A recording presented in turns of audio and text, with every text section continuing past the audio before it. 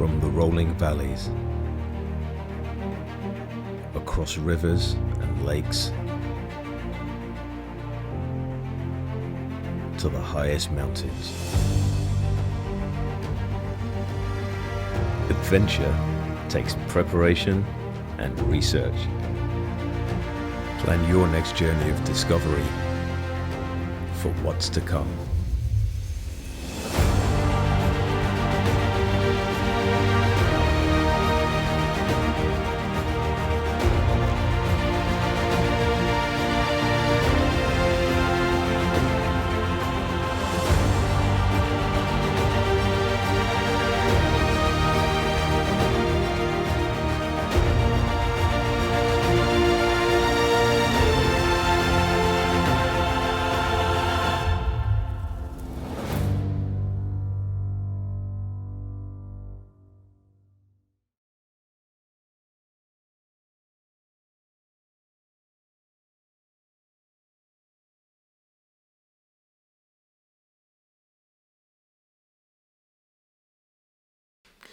I try to think of probably the best way that I could go through the planning phase of things. And I think the best way I could do it is actually go through a project that I'm working on at the moment, or that I wanted to do.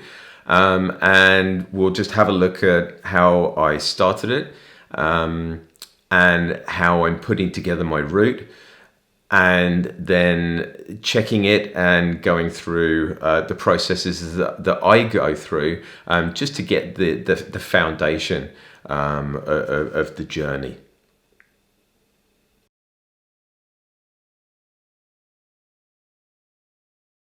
The journey I've chosen to share with you for looking at planning is in one of my favourite areas in the whole of the UK, and that's the Cairngorms mountain range in Scotland. I've been up there a few times. It's a really great training ground. It's not quite on my doorstep, but it's fairly easy to get to.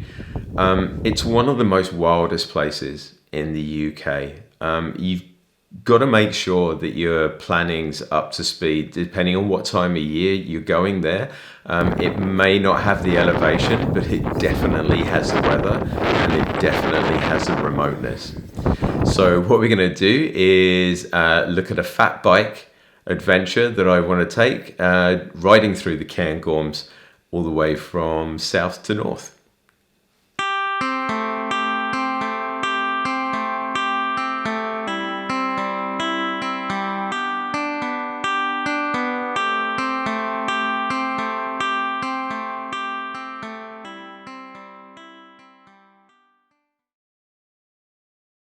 So one of the first things that I do before I start doing any kind of route planning is I just put a summary document together, which I've got a copy of here. So what I have here is an example of a document that I made for a trip to North America. This one's actually incomplete because I ended up starting another document, but I think it's just a good example. The idea of the document is it's an executive summary, and in there I've got an objective and I've got my goals. It's really important that you keep on track with your objectives and goals, because it's very easy to get sidetracked and to lose sight of that, and to lose sight of the structure of your trip. But also it's really important within your journey to make sure that you're not too strict, that you've got a few touch points, but you leave yourself room for some exploration. There's a danger that if you make everything too prescriptive, one, you're just going to miss opportunities that you might not have come across. But also two, it doesn't give you much margin for error if things need to be changed or cancelled or moved around. Next, I'll put out a project guideline, which has got all of those waypoints, touch points, some of the research, main points. Most of the normal stuff is actually, most of the research material is either going to be in the book or in the file, but these are just little highlights and bullet points for when I'm reading through. And then I come into expected durations, distances, and some of the statistics. As you move closer to your departure date, this document will build. And the ideal thing is that this can also double up as your proposal document, or at least a lot of the data in this will double up as your proposal document if you're going to be sending out things to sponsors and asking for help in either finances or kit and equipment. So what it means is that you're not having to reinvent the wheel. So as your project grows, the document grows, and by the time you leave, you've got a really comprehensive, detailed document of your project. The last thing I stick in is a spreadsheet. This one's incomplete. What it does include is all of my travel, accommodation, expected food costs, but also don't forget to put in there all of the costs that you're incurring pre-departure, but also all of the costs that you're incurring or you expect to incur when you come back. And these may be post-production or logistics on your return. Because the worst thing is if you set a budget and you've gone out to a sponsor and you've asked for a certain amount of money, or you've saved a certain amount of money, and then you get halfway through a long duration expedition, and then you've run out of money and you have to pull the expedition through lack of finances, or worse still, have to go to your sponsors and ask for more money.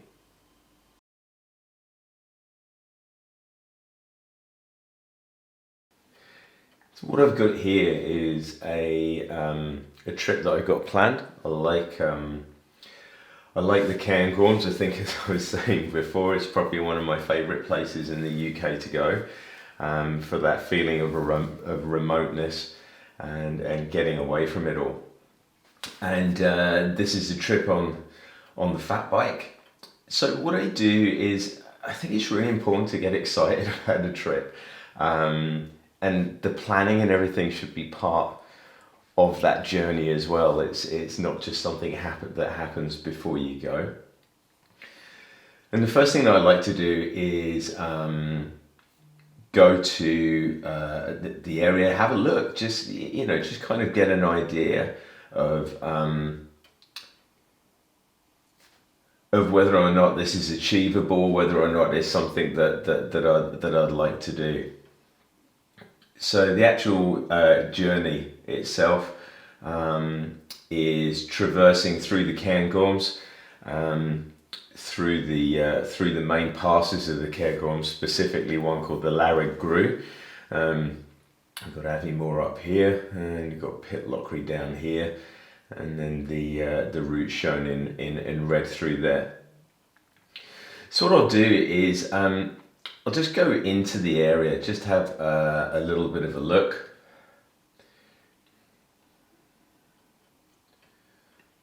Come down this way a little bit.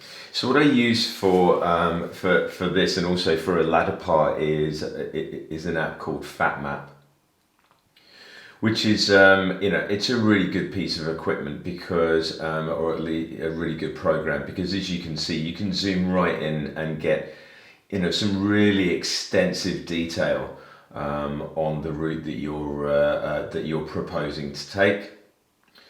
So I can really zoom in. I can get a really good feel for the terrain that I'm going to be going over, whether there's any stop-off points, whether there's any crux points, any problems or areas of concern. This program also gives you a profile down the bottom. It's a nice rudimentary profile of the route that you can then have a look at later on, and just see the gradients, the height climbed. If I click just here, there we go. Okay, so that just gives me an overview of the route again. But it gives me an idea of particularly steep bits of elevation that I'm going to come across, whereabouts they're going to be, the overall kind of elevation across the route, and whether or not I want to make any changes on that basis. So we'll come back to fat map in a little bit more detail later on. Do you remember what I was saying before about terrain traps and risk assessment? You can see here, maybe you'll see on the camera, this is a fat bike winter route. The map at the moment is obviously showing without snow, but I think this is a really good example of how just utilizing these kind of facilities, utilizing these platforms can just give you an early indication of whether or not during your risk assessment there's going to be any safety issues or not. And you can imagine, and I mean, I know for a fact that during the winter, the Larrag Grew, which is this area here, this large pass that we can go through, or that I plan to go through, there is an avalanche risk from these slopes here, depending on what the weather's been.